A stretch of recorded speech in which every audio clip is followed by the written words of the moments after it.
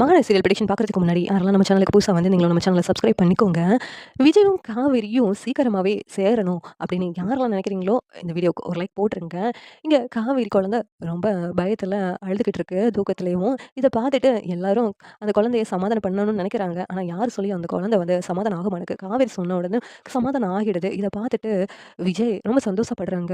விஜய் தாத்தா கிட்ட வந்துட்டு, "இங்க பாருங்க தாத்தா, நம்ம எல்லாருமே அவ கூட தானே இருக்கிறோம். ஆனா அவ நம்ம சொன்னா வந்து சமாதானம் ஆகவே இல்ல பாத்தீங்களா? காவேரி சொன்னதும் அப்படியே சமாதானம் ஆகி, பயப்படாம காவேரி கூட எப்படி இருக்கான்னு பாருங்க தாத்தா. அவ அம்மா பாசத்துக்கு அவ்வளவு ஏங்கிக்கிட்டு இருக்கான்னு இதுலருந்தே உங்களுக்கு தெரியும்ல தாத்தா" அப்படின்னு சொல்லிட்டு விஜய் சொல்றாங்க. உடனே தாத்தா இருந்துட்டு, "ஆமான்டா விஜய், நம்ம பெரிய தப்பு பண்ணிட்டேன்டா. அம்மு பாவம்டா. அவங்க அம்மா அவகிட்ட இல்லாம இப்படி பிரிச்சு வச்சு பெரிய தப்பு பண்ணிட்டேன்டா.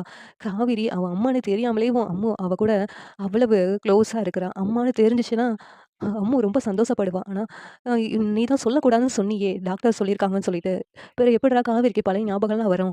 சீக்கிரமாவே காவேரிக்கு பழைய ஞாபகம்லாம் வரணும்டா. நீங்க 3 பேரும் சேர்ந்து சந்தோஷமா இருக்கணும். அத நான் பார்க்கணும் அப்படின்னு தாத்தா சொல்றாங்க. விஜய் சித்தி இருந்துகிட்டு, ஆமான்டா, நானும் இத புரிஞ்சுக்காம ஒரு பொண்ணா இருந்துட்டு காவேரியும் அவ குழந்தையும் பிரிச்சு வச்சது பெரிய பாவமா பண்ணிட்டேன்டா. பாவம்டா அம்மு. காவேரி கிட்ட இப்படிலாம் இருக்கும்போது பார்க்கறதுக்கே ரொம்ப சந்தோஷமா இருக்குடா அப்படிங்கிறாங்க. விஜய் இருந்துட்டு, ஆமா சித்தி, எனக்கும் பார்க்க சந்தோஷமா தான் இருக்கு அப்படிங்கிறாங்க. தாத்தா இருந்துட்டு, பாருடா விஜய், காவேரிக்கு பழசு ஞாபகம் வர்றதுக்கு டைம் ஆகும். ஆனா, அதுக்கு பதிலா காவேரி அம்முவோட ரொம்ப க்ளோஸா இருக்கா. நீ பேசாம காவேரிய இன்னொருக்கா கல்யாணம் பண்ணிக்கோயேன். காவேரிக்கு பழைய ஞாபகம் வந்தா வருது, வராம இருக்குது. அ நம்ம காவேரி கிட்ட பேசி எப்படியோ காவேரி நீ கல்யாணம் பண்ணிக்கிட்டா நல்லாருக்கும்னு தோணுது அப்படின்னு சொல்லிட்டு, இங்க தாத்தா சொல்றாங்க. உடனேவும் விஜய் இருந்துகிட்டு, காவேரி அதுக்கெல்லாம் சம்மதிக்க மாட்டா தாத்தா. அவ என்கிட்ட அப்படி பேசினதே கிடையாது. அப்படின்னு சொல்லிட்டு விஜய் சொல்றாங்க. "நீ விடுடா, நான் காவேரி கிட்ட பேசி சம்மதிக்க வைக்கிறேன்." அப்படின்னு தாத்தா வந்து விஜய் கிட்ட சொன்னதும், "சரிங்க தாத்தா. ஆனா காவேரிக்கு பழச மட்டும் ஞாபகப்படுத்த முயற்சி பண்ண வேண்டாம் தாத்தா. அது பிற அவ உயிருக்கு ஆபத்து வந்தாலும் வந்துடும்னு சொல்லிட்டு டாக்டர் சொல்லியிருக்காங்க. அத மட்டும் ஞாபகம் வச்சுக்கோங்க." அப்படின்னு விஜய் சொன்னதும், "சரிடா, நான் பழச ஞாபகப்படுத்த மாட்டேன். ஆனா காவேரிய உன்ன கல்யாணம் பண்ண சொல்லி நான் கேட்கிறேன்." அப்படின்னு சொல்லிட்டு தாத்தா சொல்லிக்கிட்டு இருக்காங்க. இங்க எல்லாரும் தூங்கிடுறாங்க. இங்க காவேரியும் அந்த குழந்தையோட சேர்ந்துட்டு விஜயோட பெட்ரூம்ல தூங்கிட்டு இருக்கிறத பார்த்துட்டு விஜய்க்கு அவ்வளோ சந்தோஷமா இருக்குது. காவேரியும், குழந்தையும் அப்படி கட்டிப்பிடிச்சு அழகா தூங்கிட்டு இருக்கிறத விஜய் பார்த்து ரசிச்சுக்கிட்டு இருக்காங்க. விஜய் அந்த ரூமுக்குள்ள போய் கீழ விரிச்சு படுக்குறாங்க.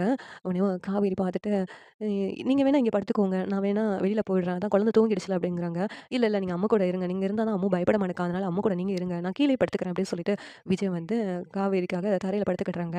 காலையில விடிஞ்சிடுது. உடனே அம்மு முழிச்சிடுறாங்க. முழிச்சதும் காவேரிய பார்த்துட்டு, "மிஸ், நீங்க என் கூடயே இருங்க மிஸ். நீங்க என் கூட இருந்தா எனக்கு ரொம்ப தைரியமா இருக்கு மிஸ். என்கிட்ட நீங்க இருங்க" அப்படின்னு சொல்லிட்டு சொல்றாங்க. உடனேவும், "இங்க பாருடா அம்மு, இன்னைக்கு ஸ்கூலுக்கு டைம் ஆயிடும்ல. நான் வீட்டுக்கு போயிட்டு கிளம்பி என்ன நான் போகணும்ல ஸ்கூலுக்கு. நான் வரேன்டா. நீயும் கிளம்பி இரு. என்ன நம்ம ஸ்கூலுக்கு போகலாம்" அப்படின்னு சொல்லிட்டு இங்க காவேரி சொன்னதும், "சரிங்க மேம்" அப்படின்னு சொல்லிட்டு அந்த குழந்தை சொல்லுது. இங்க தாத்தா இருந்துட்டு காவேரிய பார்த்ததும், "அம்மா, உன்கிட்ட கொஞ்சம் தனியா பேசணும்" அப்படின்னு சொல்லிட்டு தாத்தா சொல்றாங்க.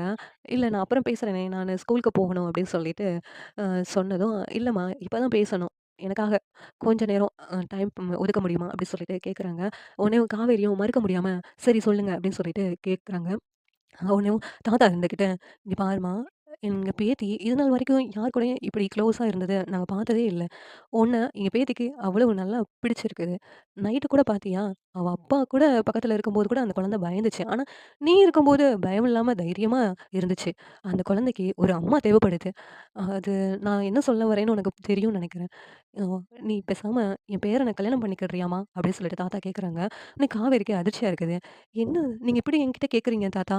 அப்படின்னு சொல்லிட்டு காவேரி சொல்றாங்க. உடனேவும் தாத்தா இருந்துகிட்டு, "இல்லம்மா, நிஜமா தான் நான் கேட்குறேன். என் பேரனுக்கு என்ன ஒரு வாழ்க்கை துணை தேவைப்படுதுன்னு நாங்க எத்தன தடவையோ சொல்லியிருக்கோம். ஆனா, அவன் வந்து கல்யாணம் பண்ணவே இல்ல. நீ என் பேரன கல்யாணம் பண்ணிக்கோமா. என் பேத்திக்காகனாச்சும் என் பேத்திக்கு ஒரு அம்மா தேவைப்படுது. அதுக்காக தான் நான் உன்கிட்ட கெஞ்சி கேட்டுட்டு இருக்கேன்" அப்படின்னு சொல்லிட்டு தாத்தா சொன்னதும், அவரு தான் ஏற்கனவே என்கிட்ட பேசும்போது சொன்னாரு. அவரோட ஒய்ஃப் உயிரோட தான் இருக்காங்கன்னு சொல்லி சொன்னாரு. வேற அவங்க பொண்டாட்டிய அவ்வளோ தூரம் நேசிக்கிற மாரி இருக்குது. அப்படி இருக்கும்போது, அவங்க எப்படி இந்த கல்யாணத்துக்கு சம்மதிப்பாங்க? அது மட்டும் இல்ல, அவங்க அவங்க ஒய்ஃப் உயிரோட இருக்கிறாங்கன்னு வேற சொன்னாங்களே! அப்படி இருக்கும்போது நீங்க என்ன என்ன கல்யாணம் பண்ண சொல்லி கேட்குறீங்க? அப்படின்னு காவேரி கேட்குறாங்க. உடனே தாத்தா இருந்துகிட்டு, "அவன் சும்மா சொல்லியிருப்பான்ம்மா. அவன் ஒய்ஃப் உயிரோட இல்ல. அவன் ஏதோ விளையாட்டா உன்கிட்ட சொல்லியிருந்திருப்பான்." அப்படி சொல்லி சொல்றாங்க. அப்படி சொன்ன மாதிரி இல்லையே! நீங்க அவங்க 2 பேத்துக்கும் ஏதாவது பிரச்சனைனா சொல்லுங்க. நான் வேணா அவங்க ஒய்ஃப் கிட்ட பேசி, அம்மாவ பத்தி எடுத்து சொல்லி, அவங்கள வந்து இங்க கூப்பிட்டு வந்துடுறேன்." அப்படிங்கிறாங்க. இல்லம்மா அந்த பொண்ணு உயிரோட இல்ல. நீ என் பேரன கல்யாணம் பண்ணிக்கோ. என் பேரன் வாழ்க்கை நல்லா இருக்கணும்னு நான் ஆசைப்படுறேன். நீ பேரனோட சேர்ந்து வாழணுமா அப்படின்னு தாத்தா சொல்றாங்க. ஏன் காவேரி, நீங்க இப்படி திடுதிப்புன்னு கேட்டா என்னால எந்த பதிலும் சொல்ல முடியாது. ஆனா எனக்கு கல்யாணம் பண்ற ஐடியாவே இல்ல அப்படின்னு சொல்லிட்டு சொல்றாங்க. உடனே தாத்தா இருந்துட்டு காவேரி கைய பிடிச்சு கெஞ்சி, எனக்காகனாச்சும் என் பேரன ஏத்துக்கோமா. என் பேரன் எங்களுக்கு பதிலா யாரு அவன பார்த்துக்குவாங்கன்னு தெரியல. நாங்க இருக்கிற வரைக்கும் அவன பார்த்துக்குவோம். நாங்க போயிட்டோம்னா என் பேரன யாரு பார்த்துக்குவா அப்படி சொல்லிட்டு இங்க ரொம்ப ஃபீல் பண்ணி தாத்தா அழுகுறாங்க. உடனே காவேரி இருந்துட்டு, "சரி எனக்கு கொஞ்சம் டைம் குடுங்க. நான் யோசிக்கிறேன்" அப்படின்னு சொல்லி பேசுறாங்க. இதெல்லாம் விஜய் பார்த்துட்டு இருக்காங்க. உடனே தாத்தா இருந்துகிட்டு விஜய் கிட்ட போயிட்டு, "ஏன்டா நீ எதுக்கு என் பொண்டாட்டி உயிரோட இருக்கான்னு காவேரி கிட்ட சொன்ன? அவ பாரு இப்ப உயிரோட இருக்காங்களான்னு கேள்விலாம் கேட்டுட்டு இருக்கா" அப்படி சொல்லிட்டு தாத்தா சொல்றாங்க. இங்க விஜய், "நான் உங்கள வீட்ல விட்டுர்றேன்" அப்படிங்கிறாங்க. இல்ல எனக்கு ஆட்டோ சொல்லியிருக்கேன். நான் ஆட்டோல போயிடுறேன்" அப்படின்னு சொன்னதும், ஆட்டோ வருது. காவேரி வந்து வீட்டுக்கு போயிடுறாங்க. அங்க போனதும் அங்க ஃப்ரெஷ் அப் ஆயிடுறாங்க. "என்னாச்சுடி? நைட்டு ஃபுல்லா அங்கேயே தூங்கிட்டியா?" அப்படிங்கிறாங்க. "ஆமாம்மா, அந்த குழந்தை ரொம்ப பயந்து அழுதுகிட்டு இருந்துச்சு. நான் பக்கத்துல போனதும் அவ பயப்படாம அப்படியே தூங்கிட்டாம்மா. அவங்க அப்பா பக்கத்துல இருக்க போது கூட பயந்துகிட்டு இருந்தா. ஆனா நான் பக்கத்துல போனதும் அந்த குழந்தை பயப்படாம தூங்கிடுச்சு. என் மேல அந்த குழந்தை அவ்ளோ பாசமா இருக்கு. எனக்கும் அந்த குழந்தை மேல இனம் புரியாத பாசம் இருக்குதும்மா. அது மட்டும் இல்லம்மா, அவங்க தாத்தா என்கிட்ட ஒரு கேள்வி கேட்டாரு. ஆனா என்னால அதுக்கு பதில் சொல்லவே முடியல" அப்படிங்கிறாங்க. "என்னடி என்னாச்சு?" அப்படின்னு சொல்லி கேட்கும்போது, உங்க தாத்தா அவங்க பேரன என்னைய கல்யாணம் பண்ணிக்க சொல்லி கேட்டாங்கம்மா" அப்படின்னு சொல்லிட்டு காவேரி சொல்றாங்க. உடனே சாரதா இருந்துகிட்டு, "என்னடி சொல்ற? நீ என்ன சொன்ன?" அப்படின்னு கேட்குறாங்க. "நான் என்னால இப்ப எந்த முடிவும் எடுக்க முடியாது. நான் யோசிக்கிறேன்" அப்படின்ட்டு சொல்லிட்டு வந்தேன் அப்படிங்கிறாங்க. உடனே சாரதா வந்துட்டு, "எனக்கும் அந்த பையன் நல்ல பையனா தாண்டி தெரியுது. நீ பேசாம அந்த பையனே கல்யாணம் பண்ணிக்கோ" அப்படின்னு சாரதா சொன்னதும், காவேரி இருந்துகிட்டு, "என்னம்மா பொசுக்குன்னு அந்த பையன கல்யாணம் பண்ணிக்கோன்னா?" அப்படின்னு சொல்லிட்டு காவேரி கேட்குறாங்க. "ஆமாடி, நீ அந்த பையனோட சேர்ந்து இருக்கும்போது, உங்க 2 பேர் ஜோடி பொருத்தமும் சூப்பரா இருக்கு. அதுவும் இல்லாம உன்ன அம்மா மாதிரி பார்த்துக்கிட்டு உன்கிட்ட அவ்வளோ க்ளோஸா பழகுறா. அந்த பிள்ளைக்கு ஒரு அம்மா கிடைச்ச மாதிரியும் இருக்கும். நீ அந்த பிள்ளைய அந்த பையன கல்யாணம் முடிச்சுக்கோடி" அப்படின்னு சொல்லிட்டு சாரதா சொன்னதும், "என்னம்மா பேசிக்கிட்டு இருக்க? என்ன பொசுக்குன்னு என்னைய கல்யாணம் பண்ண சொல்ற?" அப்படின்ட்டு காவேரி கேட்குறாங்க. உடனே சாரதா வந்துட்டு, "என்னடி 2ஆம் தரமா உங்க அம்மா உனக்கு கல்யாணம் பண்ணி வைக்கிறேன்னு நினைக்கிறியா? அதுக்காக தான் ஃபீல் பண்றியா?" அப்படிங்காங்க. "அதுக்காக இல்லம்மா. எனக்கு கல்யாணத்திலே விருப்பம் இல்லம்மா. திடீர்னு கல்யாணம் பண்ண சொன்னா நான் என்ன பண்ணேன்?" அப்படின்ட்டு காவேரி சொல்றாங்க. உடனேவும் சாரதா வந்துட்டு, "யோசிச்சு பதில் சொல்றி. அந்த பையன் நல்ல பையன்டி. அந்த பையனோட நீ சேர்ந்து வாழ்ந்தா உன்னுடைய வாழ்க்கை ரொம்ப நல்லா இருக்கும்" அப்படிங்கிறாங்க. உடனேவும், "சரிம்மா, நான் கிளம்புறேன். எனக்கு ஸ்கூலுக்கு டைம் ஆயிடுச்சு" அப்படின்னு காவேரி பாய் சொல்லிட்டு கிளம்புறாங்க. காவேரி யோசிச்சுக்கிட்டே வர்றாங்க. ஒரு அவர கல்யாணம் பண்ணா நல்லா இருக்கும்னு அம்மா சொல்றாங்களே, அது மாதிரி அவர நம்ம கல்யாணம் பண்ணிக்கலாமா? அவர பார்த்தாலும் ரொம்ப ஸ்மார்ட்டா இருக்கிறாரு. நம்மகிட்ட நல்லா பழகுறாரு. அவர் ஒய்ஃப அவ்வளவு நேசிக்கிறாரு. ஆனா, ஏன் என்கிட்ட மட்டும் ரொம்ப வலிஞ்சு பேசுறாரு? ஒண்ணும் புரியலையே! அதுவும் இல்லாம ஒரு ஒய்ஃப் வந்து உயிரோட இருக்காங்கன்னு வேற சொல்றாரு. இப்ப தான் எனக்கு தெரிஞ்சுன்னு சொல்றாரு. ஒண்ணும் புரியல எனக்கு. அவர்கிட்டயே நம்ம பேசணும். இதுக்கான பதில் வந்து அவர்கிட்ட தான் கிடைக்கும் அப்டின்ட்டு காவேரி நடந்துக்கிட்டே யோசித்துட்டே வர்றாங்க. ஸ்கூலும் வந்துடுது.